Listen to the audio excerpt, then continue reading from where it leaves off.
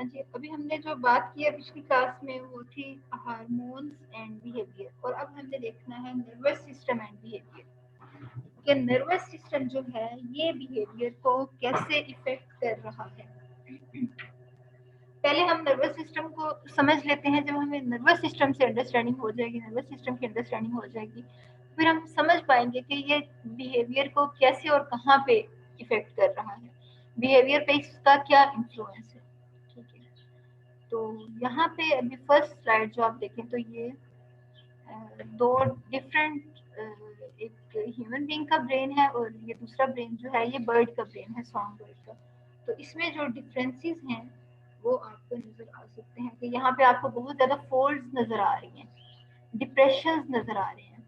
ठीक है, इन फोल्ड्स को हम कहते हैं सल्काई। जो डिप्रेशन है इनको हम गायराए कहते हैं, गायरस और सल्कस। और यहाँ पे आपको ऐसी कोई फोल्ड्स और डिप्रेशन जो है वो नजर नहीं आ रहे। ये सिंपल सा ब्रेन, इसमें डिफरेंट पार्ट्स आपको नजर आ रहे हैं बस। ठीक है, यहाँ पे आपको बहुत ज्यादा फोल्ड्स और वो नजर आ रहे हैं, डिप्रेशन। ठीक है, नेक्स्ट आप देखिए नर्वस सिस्टम को अगर हम करें कि नर्वस सिस्टम जो है उसके क्या कौन से पार्ट्स हैं, और नर्वस सिस्टम जो है वो किस तरह से रिस्पॉन्स शो करता है। तो नर्वस सिस्टम जो है वो इंफॉर्मेशन को रिसीव करता है और उस इंफॉर्मेशन को फिर प्रोसेस करता है, और उसके बाद फिर वो सिग्नल रिलीज करता है इफेक्टर्स को, यानी आपके ग्लैंड्स या मसल्स को सिग्नल देता है, और फिर रिस्पांस शो होता है, यानी आपके ग्लैंड्स या मसल्स जो है वो कॉन्ट्रैक्शन से या सिक्रीशन से रिस्पांस शो करते हैं। जो नर्वस सिस्टम है इसका जो फंक्शनल यूनिट है वो न्यूरॉन्स है, और न्यूरॉन्स क्या है, these are specialised cells that receive and respond to stimuli. ठीक है, और नर्व्स हम किसे कहते हैं, बंडल ऑफ न्यूरॉन्स जब मिलते हैं तो उसको हम कहते हैं ये एक नर्व है। ठीक है, उसके बाद जो आप यहाँ पे देखिए सेंट्रल नर्वस सिस्टम। जी हो गई, मैडम को मैंने मैसेज कर दिया। जी, अच्छा, तो उसके बाद आप देखिए सेंट्रल नर्वस सिस्टम और पेरिफेरल नर्वस सिस्टम। ब्रेन की जो नर्वस सिस्टम उसकी दो डिवीजन है। सेंट्रल नर्वस सिस्टम किस पे कंसिस्ट करता है, ब्रेन पे और स्पाइनल कॉर्ड पे। और जो पेरिफेरल नर्वस सिस्टम है वो सारी इन नर्व्स पे, वो सारी नर्व्स जो बाकी आपकी बॉडी में हैं उनको हम कहते हैं पेरिफेरल नर्वस सिस्टम। ठीक है, अब इनके अंदर कौन कौन सी नर्व्स हो सकती हैं, सेंसरी नर्व्स और मोटर नर्व्स। वैसे तो नर्व्स की तीन टाइप्स हैं, सेंसरी, मोटर और इंटरन्यूरॉन्स। तो ये कौन सी नर्व्स हैं, सेंसरी नर्व्स और मोटर नर्व्स। तो इंटरन्यूरॉन्स कहाँ पे होते हैं, वो नर्व्स होती हैं आपके ये इसमें ब्रेन में। ठीक है, तो सेंट्रल नर्वस सिस्टम क्या करता है, वो जो इन्फॉर्मेशन आती है उसको इंटीग्रेट करता है, उसको प्रोसेस करता है, और जो आपके ब्रेन के पार्ट्स में और आपके जो ये इफेक्टर्स हैं उनके दरमियान कोऑर्डिनेशन होती है। ठीक है, और पेरिफेरल नर्वस सिस्टम जो है इसमें सेंसरी नर्व्स और मोटर नर्व्स। सेंसरी नर्व्स का क्या काम है कि वो रिसेप्टर्स के तौर पे, जो रिसेप्टर्स में जो इन्फॉर्मेशन आती है, जो स्टिमुलस आता है, रिसेप्टर्स जिसको डिटेक्ट करते हैं स्टिमुलस को, वो उस स्टिमुलस को, उस इन्फॉर्मेशन को ब्रेन तक कैरी करती हैं। जबकि मोटर नर्व्स जो है वो ब्रेन में से मैसेज लेके आती हैं आपके इफेक्टर्स तक, यानी आपके ग्लैंड्स या मसल्स तक। ठीक है, अब जो न्यूरॉन्स हैं, जैसे मैंने आपको बताया, सेंसरी न्यूरॉन्स जो है वो इंफॉर्मेशन कैरी करती हैं टुवर्ड्स सेंट्रल नर्वस सिस्टम, यानी या ब्रेन या स्पाइनल कॉर्ड तक। Motor neurons carry information away from central nervous system toward effector tissues. ठीक है, interneurons are located between sensory and motor neurons. इनके दरमियान, यानी जो सेंसरी न्यूरॉन हैं वो मैसेज लेके आ रहे हैं, मोटर न्यूरॉन मैसेज लेके जा रहे हैं, तो दरमियान में जो प्रोसेसिंग हो रही है कि मैसेज कहाँ तक जाएगा, कैसा रिस्पांस होना चाहिए, तो वो जो इन दो के दरमियान में न्यूरॉन्स हैं वो हैं इंटर न्यूरॉन्स। ठीक है, तो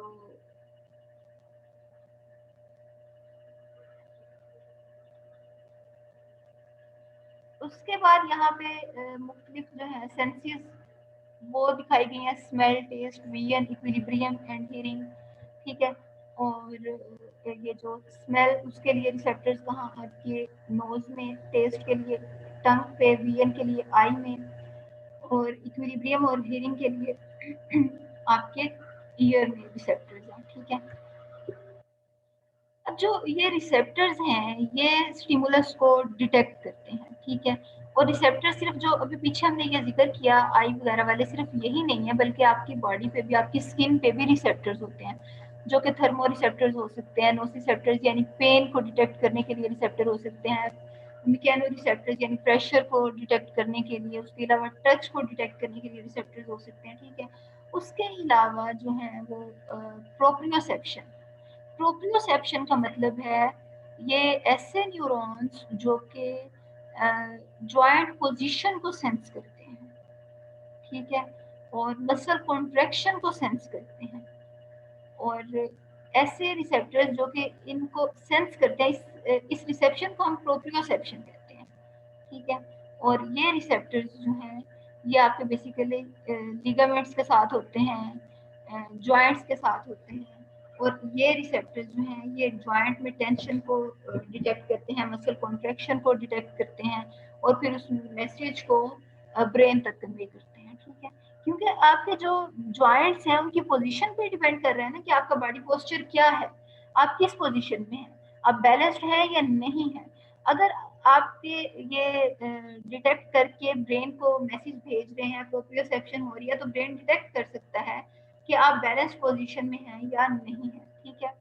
अब जैसे यहाँ पे आप देखिए कि अब वो पीछे जो हमने देखा वो मुख्तलिफ सेंसरी रिसेप्शन और प्रोप्रियोसेप्शन, उसमें हमने दो चीजें नोट की हैं, ठीक है। ये देखिए प्रोप्रियोसेप्शन और उसके अलावा ये जो थर्मो रिसेप्शन, ठीक है, यानी आपके जो थर्मल रिसेप्टर्स हैं वो टेम्परेचर को सेंस कर रहे हैं, ये हमने वो चीज देखी। अब उसके बाद जो है वो स्पाइनल कॉर्ड जो है, स्पाइनल कॉर्ड जो है वो अपना रोल किस तरह प्ले करता है। स्पाइनल कॉर्ड जो है वो रिफ्लेक्स सेंटर के तौर पे एक्ट करता है। रिफ्लेक्सेस जैसे मैंने आपको पहले भी बताया कि ये इननेट रिस्पॉन्स है, ये बाय बर्थ ये एबिलिटी आप में होती है, आपकी जीन्स में इंफॉर्मेशन होती है कि इस स्पेसिफिक इंफॉर्मेशन, स्पेसिफिक स्टिमुलस को आपने कैसे रिस्पॉन्स करना है, तो उसको हम कहते हैं रिफ्लेक्सिस। और रिफ्लेक्सिस में क्या इन्वॉल्व है, आपका ब्रेन नहीं इन्वॉल्व, सिर्फ स्पाइनल कॉर्ड इन्वॉल्व है। जैसे आप देखिए रिफ्लेक्स आर्क वो पाथवे होता है जो ये ब्रेन के बगैर जो सेंसरी न्यूरॉन्स और मोटर न्यूरॉन्स का बनता है। जैसे आप देखिए इस गर्म प्लेट को इसका हाथ लगा, ठीक है, तो अब यहाँ से सेंसरी न्यूरॉन्स ने मैसेज जो है वो स्पाइनल कॉर्ड तक पहुंचाया, और स्पाइनल कॉर्ड से मैसेज फौरन जो है वो आपके मसल्स तक आया, और आपने हाथ को फौरन पीछे खींचा। ये देखिए एक ये न्यूरॉन और दूसरा ये वाला, दोनों डिफरेंट कलर के हैं ना, यानी इनमें से एक सेंसरी और एक मोटर। ये जो ब्लू मोटर न्यूरॉन है ये मैसेज कहाँ से लेके आ रहा है, आपके स्पाइनल कॉर्ड से लेके आ रहा है, ब्रेन इसमें इन्वॉल्व नहीं है, ठीक है। तो जब ब्रेन इन्वॉल्व नहीं है तो इसको हम कह रहे हैं रिफ्लेक्स एक्शन। और अब जो आप ये नोट करेंगे कि अब यहाँ से टच करने से जो आपको पेन रिसेप्टर इसको पेन को डिटेक्ट करते हैं, वो मैसेज जाता है आपके ब्रेन तक। तो ब्रेन तक मैसेज जाने में टाइम लगता है, ठीक है। और आपने जो फौरन फौरन रिस्पॉन्स दिया है वो उसमें सिर्फ आपका स्पाइनल कॉर्ड इन्वॉल्व है और आपका ब्रेन इन्वॉल्व नहीं है। तो आप ये देखते होंगे कि आप हाथ पहले पीछे खींचते हैं और आपको जलन या दर्द जो है वो बाद में महसूस होती है, ठीक है। तो जो इस किस्म के रिस्पॉन्सेज होते हैं जो ब्रेन की इन्वॉल्वमेंट के बगैर होते हैं और सिर्फ स्पाइनल कॉर्ड उसमें इन्वॉल्व होता है, उनको हम कहते हैं रिफ्लेक्सेस, ठीक है। ये इननेट बिहेवियर होते हैं। अच्छा, उसके बाद जो नेक्स्ट है वो ब्रेन, यानी स्पाइनल कॉर्ड के बाद कौन सा है सेंट्रल नर्वस सिस्टम का पार्ट, वो है ब्रेन, ठीक है। ब्रेन वो है नर्वस सिस्टम का पॉइंट जहाँ पे डिसीजंस लिए जाते हैं, ठीक है। जो आपकी बॉडी जो भी एक्टिविटीज परफॉर्म कर रही है उनके लिए डायरेक्शंस ब्रेन से आती हैं, ठीक है। सारी एक्टिविटीज को कोऑर्डिनेट ब्रेन करता है। और अगर आप ब्रेन साइज की बात करें तो कैंटलोप साइज का ही होता है, ये छोटा सा गर्मा नहीं होता जो गर्मियों में ये फ्रूट होते हैं, छोटा सा गर्मा, आप उस साइज का तकरीबन जो ह्यूमन ब्रेन है वो उस साइज का होता है, ठीक है। अब ब्रेन जो है वो कहाँ होता है, जाहिर उसको स्कल प्रोटेक्ट कर रही होती है और इसके लिक्विड होता है जिसको हम सेरिब्रोस्पाइनल फ्लूइड कहते हैं, जो इसको प्रोटेक्ट भी कर रहा होता है, कुशनिंग भी प्रोवाइड करता है, ठीक है। ये जो ब्लू ब्लू आपको नजर आ रहा है ये सेरिब्रोस्पाइनल फ्लूइड है और ये अंदर ब्रेन है जिसमें आपको फोल्ड्स और डिप्रेशंस नजर आ रही है। उसके अलावा भी इसके अंदर फ्लूइड फिल्ड कैविटीज होती हैं जिनको हम वेंट्रिकल्स कहते हैं, ठीक है। अच्छा, उसके बाद आप देखिए कि ब्रेन के मुख्तलिफ पार्ट्स हैं। ये ब्रेन स्टेम, ये हाइपोथैलेमस, ये पार्ट, ठीक है। ये वाला हिस्सा क्या है? थैलेमस, ये हिस्सा थैलेमस, और ये वाला क्या है? हाइपोथैलेमस। और ये जो ब्लू आपको नजर आ रही है बाउंड्री, ये क्या है? Cerebrospinal fluid. उसके अलावा आप देखिए ये जो पार्ट आपको नजर आ रहा है ये है सेरिबेलम, ठीक है। और ये जो मोस्ट कन्वर्टेड पार्ट है ये सेरिब्रम, ठीक है। तो हर एक के मुख्तलिफ फंक्शन है। थैलेमस जो है वहाँ क्या हो रहा है, वो रिले सेंटर के तौर पे कर रहा है थैलेमस के, यानी कि जो स्पाइनल कॉर्ड से इंफॉर्मेशन आ रही है वो यहाँ से गुजर के आगे ब्रेन तक जाएगी। ब्रेन से जो मोटर नर्व्स वापस पैगाम इफेक्टर्स तक पहुंचाएंगी, वो भी इस थैलेमस से गुजर के स्पाइनल कॉर्ड में जाएगा। तो ये रिले सेंटर है जहाँ से इंफॉर्मेशन ट्रांसपोर्ट हो रही है। उसके अलावा अगर आप सेरिबेलम की बात करें तो सेरिबेलम जो है ये it is responsible for balance, muscle movement and coordination, ठीक है। ब्रेन स्टेम की आप बात करें तो ब्रेन स्टेम जो है ये सिर्फ में यही एक्सटेंड होकर आपका स्पाइनल कॉर्ड बना रहा है। तो brainstem will govern reflexes, उसके अलावा heartbeat, breathing, breathing rate, swallowing, और जो जितने भी ऑटोमेटिक फंक्शन हैं, ऑटोनॉमिक फंक्शन हैं, वो सारे जो हैं उनको कंट्रोल करेगा ये ब्रेन स्टेम, ठीक है। उसके बाद हाइपोथैलेमस जो है, हाइपोथैलेमस, थैलेमस से के नीचे, ठीक है।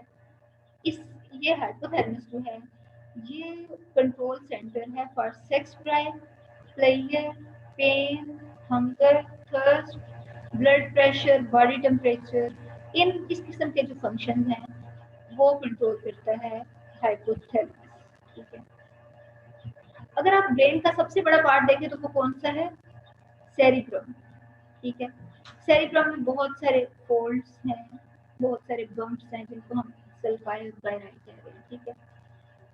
कार्पस कैलोसम जो है ये लेफ्ट और राइट हेमिस्फीयर जो है उनके उनको डिवाइड करता है। कार्पस कैलोसम क्या करता है? वो राइट हेमिस्फीयर और लेफ्ट हेमिस्फीयर को जो डिवाइड करने वाली जगह है उसको हम कहते हैं कार्पस कैलोसम, ठीक है।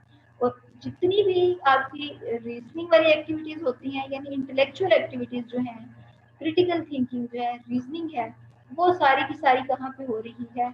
उसमें कौन सा पार्ट इन्वॉल्व है? यही लार्जेस्ट पार्ट सेरिब्रम, ठीक है। अच्छा, उसके बाद आप देखें सेरिबेलम, ये रेड पार्ट जो सेरिबेलम भी हमने देख लिया कि बैलेंस को रेगुलेट करता है, body position, posture, muscle coordination, ये इसमें इन्वॉल्व है, ठीक है।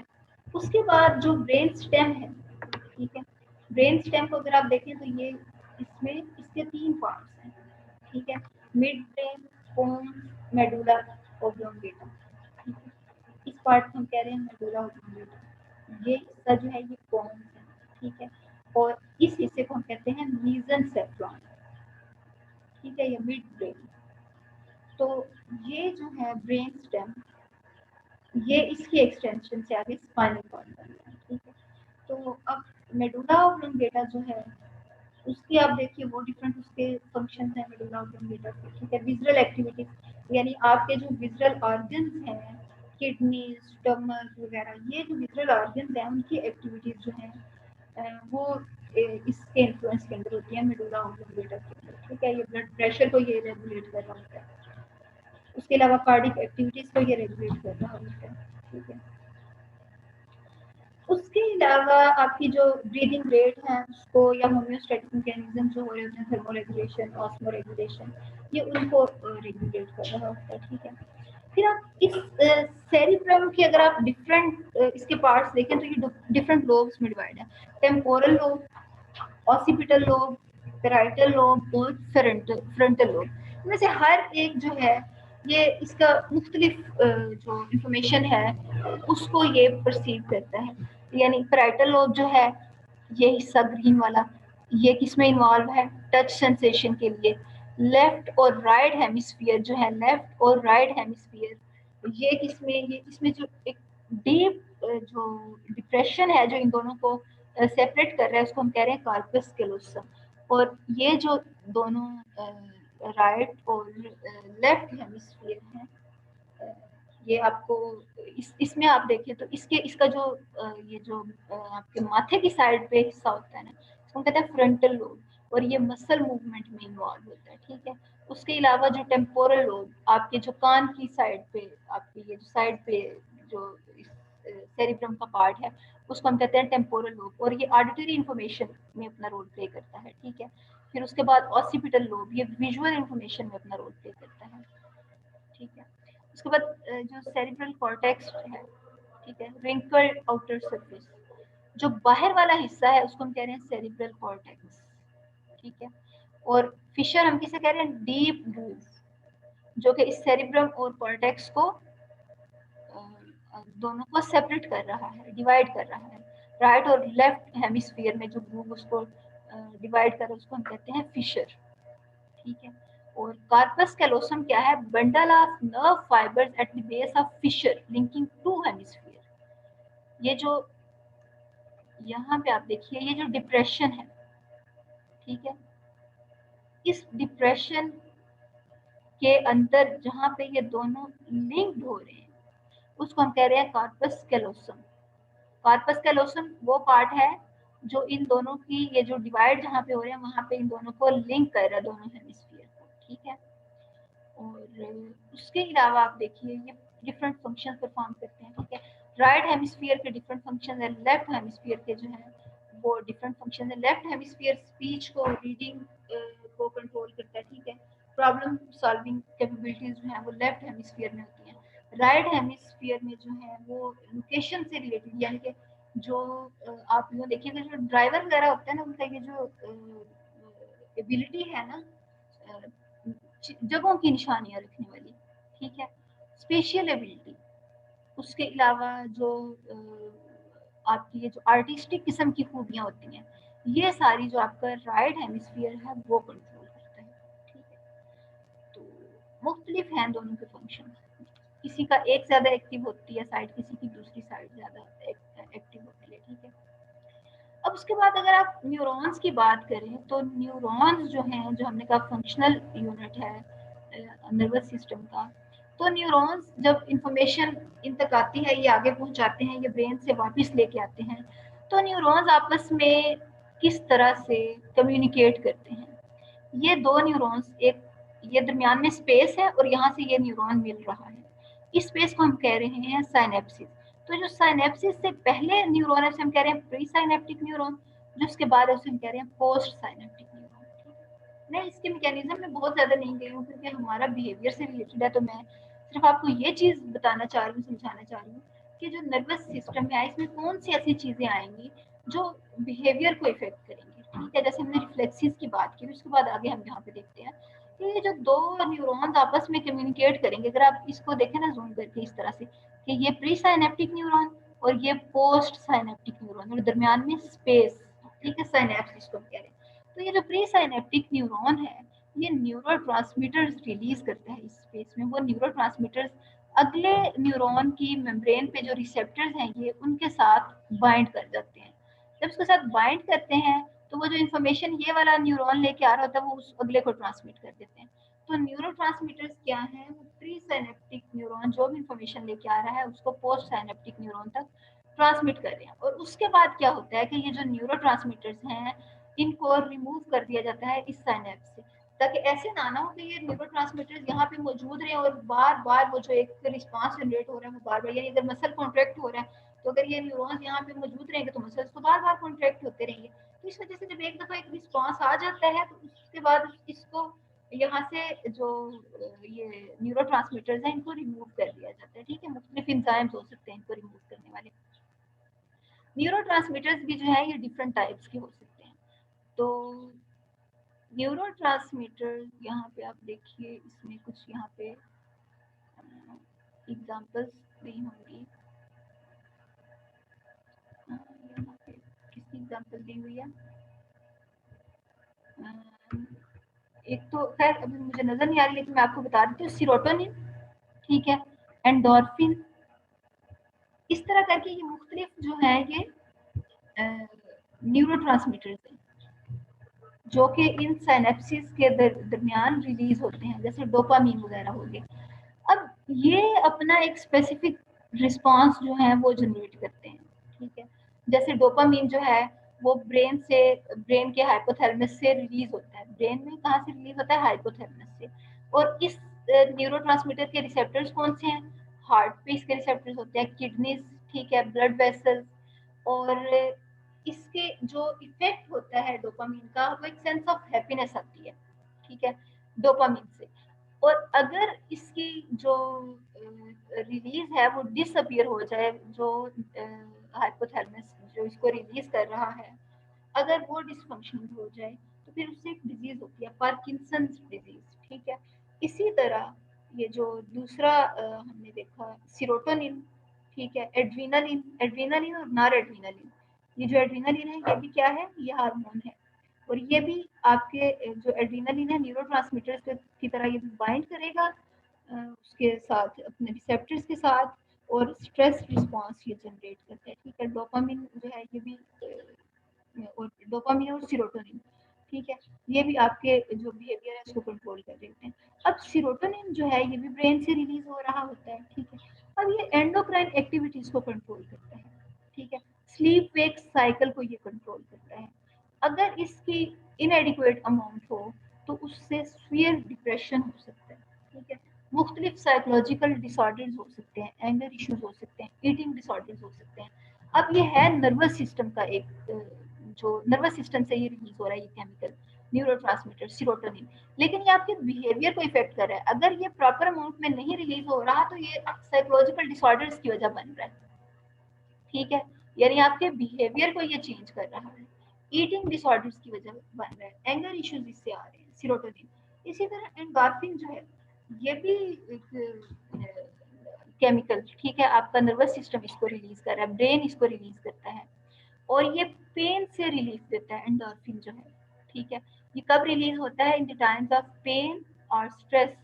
लेकिन अगर इसके जो लेवल है वो बहुत हायर हो जाए तो उससे फिर एडिसन्स डिजीज होती है, ठीक है। तो इसका स्ट्रक्चर की बात की गई है कि इसका स्ट्रक्चर किससे सिमिलर है? मॉर्फिन से।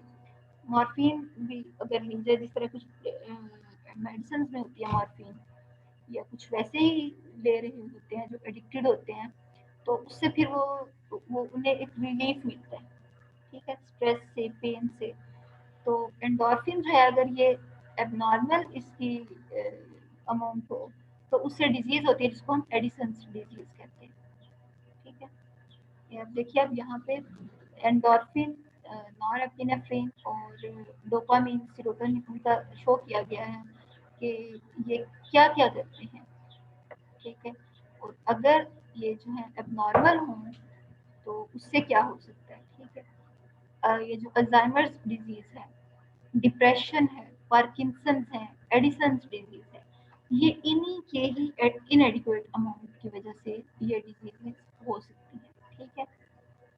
तो ये जो था ये हमारा इससे रिलेटेड था कि नर्वस सिस्टम हमारे बिहेवियर को किस तरह से इफेक्ट करता है, ठीक है। तो ये यहाँ तक कोई पॉइंट आपको ना क्लियर हुआ, कोई बात ना समझ आई?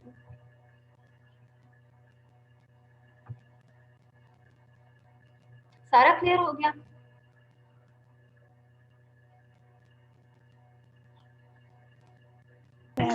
कुछ सुन रहे हैं? अच्छा, समझ आ गई सारी? कोई क्वेश्चन नहीं है? मैम अच्छा, कौन सा ज्यादा इजी था? ये वाला ज्यादा इजी था या हार्मोन्स वाला ज्यादा इजी था? वो भी ठीक, भी सही है।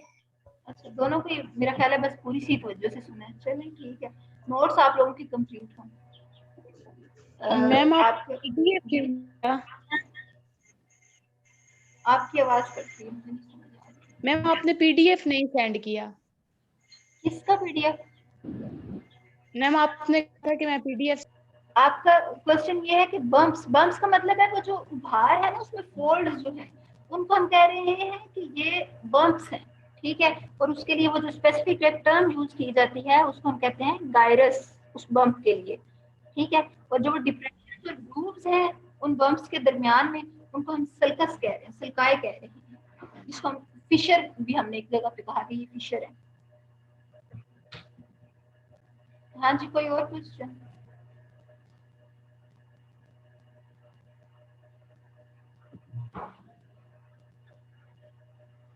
अच्छा जी, कोई क्वेश्चन नहीं है, चलिए ठीक। चलो।